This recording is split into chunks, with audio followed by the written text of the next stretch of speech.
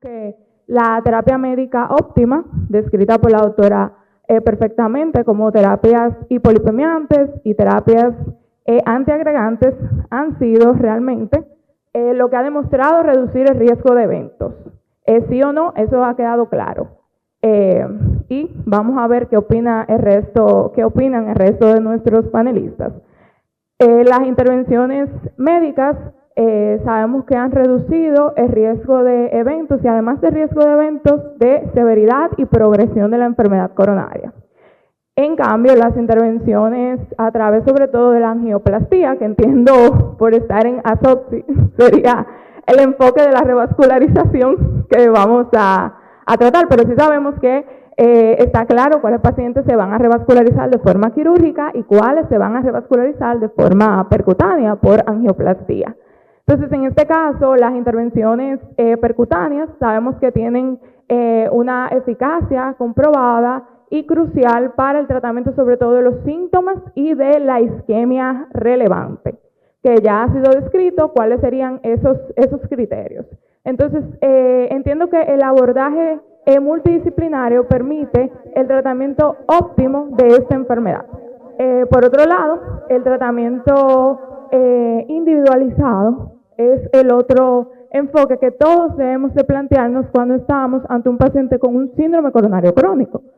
Ciertamente, en estas nuevas guías recientemente reveladas de la Sociedad Europea de Cardiología, sabemos que la enfermedad coronaria crónica o los síndromes coronarios crónicos no solamente engloban enfermedad epicárdica. Sería fácil tratar una lesión puntual que mejore la calidad y el pronóstico de este paciente, pero la mayoría de los casos de enfermedad de síndrome coronario crónico se deben a un sinnúmero de trastornos anatómicos que involucran, por ejemplo, la microcirculación, que ahí sabemos que no existen intervenciones ni quirúrgicas, ni tampoco de intervención que se le puedan brindar a esos pacientes y que solamente podríamos utilizar los tratamientos médicos y el control de los factores de riesgos, como bien expuso la doctora Pura Enríquez. Por otro lado, existen también alteraciones funcionales que incluyen la angina vasoespástica, por ejemplo, que no tienen tampoco ningún rol los tratamientos de revascularización, puesto que el mecanismo es diferente al de la aterosclerosis típica que nosotros conocemos. Por lo tanto, cada paciente requiere un abordaje individualizado que nos dirijan hacia mejorar su calidad de vida y también a reducir, claro, el riesgo de eventos. Voy a pasarle el micrófono a alguno de mis colegas que quieran hacer algún aporte o preguntas, para posteriormente dirigir algunas preguntas a las expositoras y si también algún miembro del panel quiere contestar, también dar la oportunidad. Bueno, en primera instancia, buenos días. Gracias por la oportunidad. Efectivamente, como bien se decía, la angina estable crónica se ha abierto a un panel de manifestaciones clínicas. Ya no se habla solamente de problemas microvasculares, sino también de macrovasculares.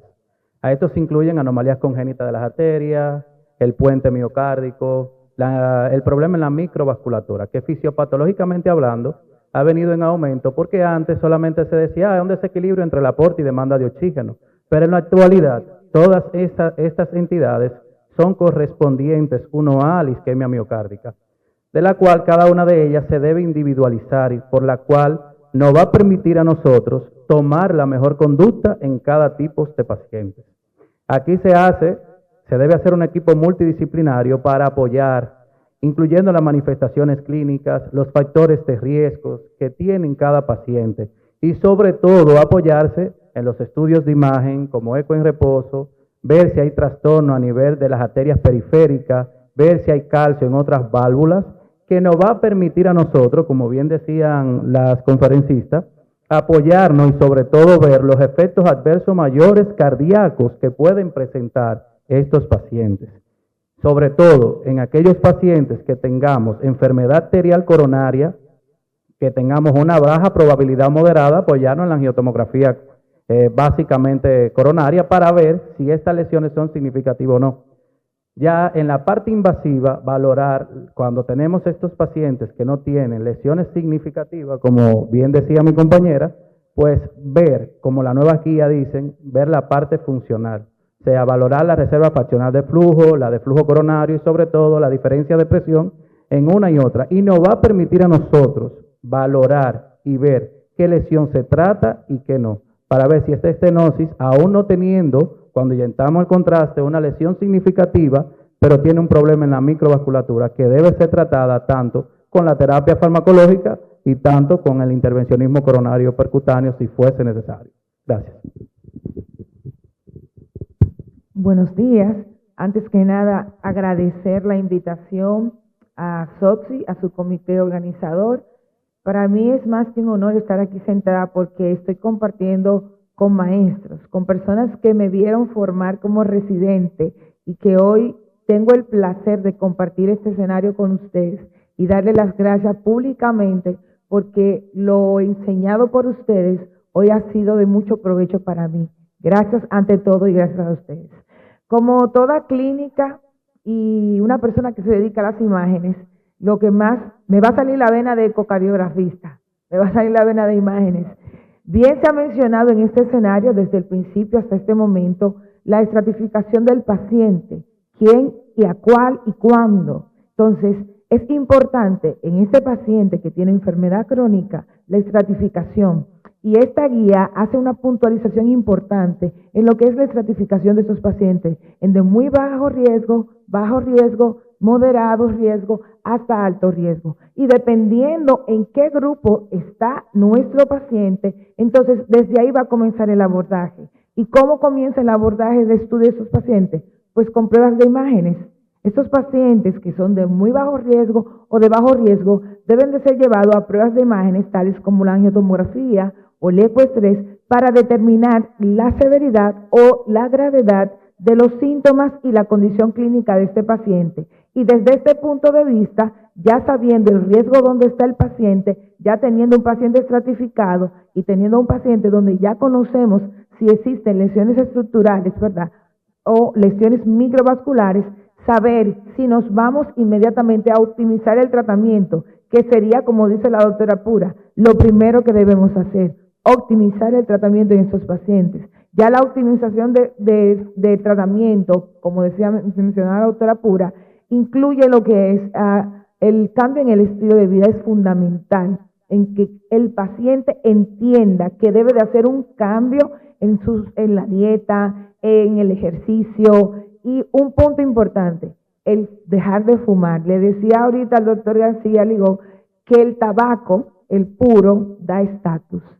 Las mujeres específicamente me van a excusar. Yo encuentro horrible ver una mujer con un puro en la mano, pero eso da estatus. Los varones sí, pero es una imagen como que pasa desapercibida. Pero las mujeres, vamos, lo voy a arreglar, voy para allá. Mercadológicamente siempre es al hombre que ponen con el tabaco, pero a la mujer eso le da estatus, eso da posición económica. Eso es una mujer que, ¿verdad? Pero las mujeres tenemos más factores de riesgo para desarrollar enfermedad cardiovascular crónica que el hombre. Las mujeres somos menopáusicas, las mujeres tenemos un sinnúmero de alteraciones hormonales que nos llevan a la aparición temprana de la enfermedad crónica. Entonces, entender que la modificación de estos hábitos es importante. La optimización del tratamiento, como dijo la doctora Pura, cuando los pacientes nos dicen, pero ¿y hasta cuándo vamos a beber estatina? Hasta que Montesino baje el dedo. Y como Montesino no lo va a bajar nunca, se quedan. Entonces, el mantener el tratamiento, una adecuada presión arterial, los niveles de glucosa es importante, el control de la hemoglobina glucosilada es importante, el control de los niveles de colesterol es importante. ¿Para qué? Para evitar que este paciente que es crónico pero está asintomático llegue a desarrollar un evento agudo y tenga la necesidad de ser llevado a revascularización. Es verdad, la revascularización mejora al paciente, pero como vimos, no en todos los casos disminuye mortalidad. que es lo que nosotros buscamos.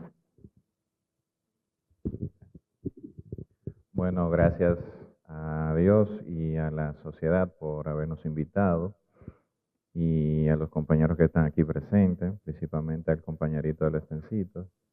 Y nada, el tema del paciente crónico es un poquito gris porque muchas veces se debate entre la parte médica y el intervencionista y aunque se ha expuesto muy claramente, hay que decir que las guías no se aplican a todos los pacientes, sino, como bien dijo la doctora, al final hay que sentarse a individualizar, porque muchas veces uno hace lo que dice la guía, se siente y lo hace todo y el paciente no mejora, o entendió que debió hacer tal cosa y cuando lo hizo no mejoró.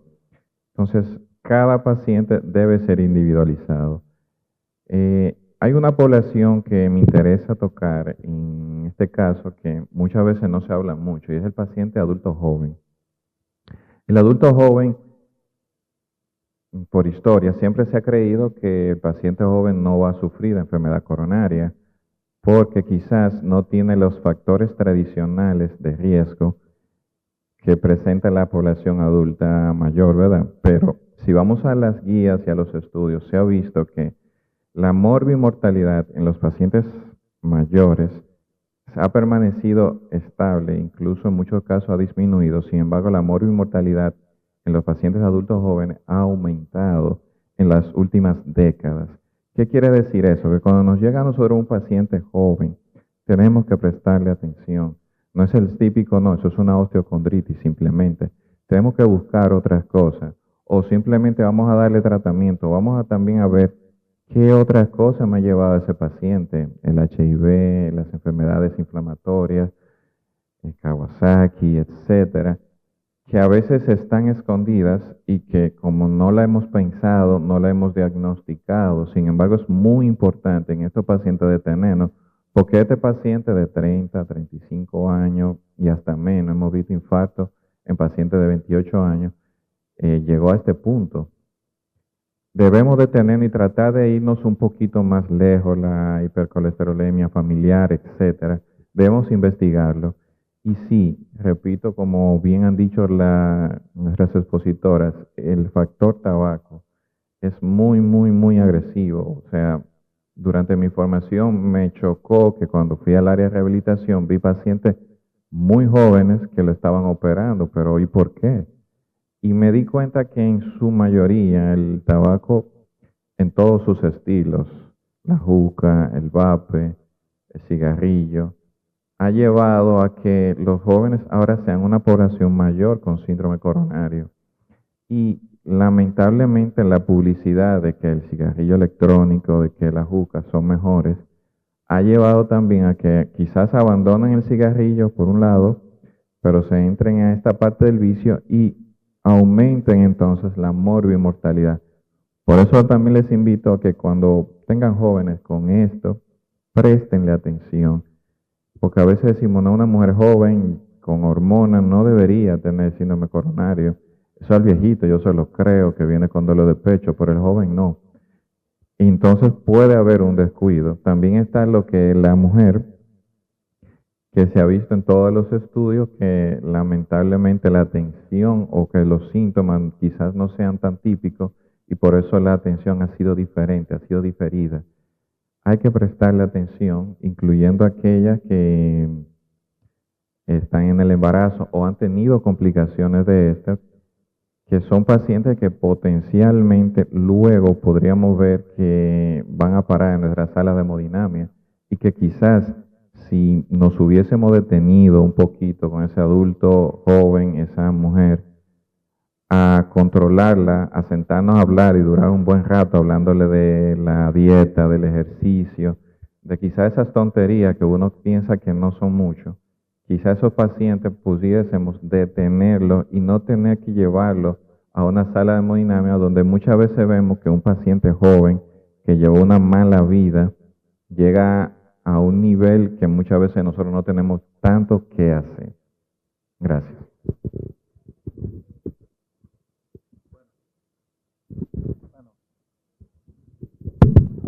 Bueno, en conclusión, imparcial, ¿no? Nos mantenemos, creemos que debemos hacer un trabajo multidisciplinario en equipo para tomar la mejor decisión con cada paciente.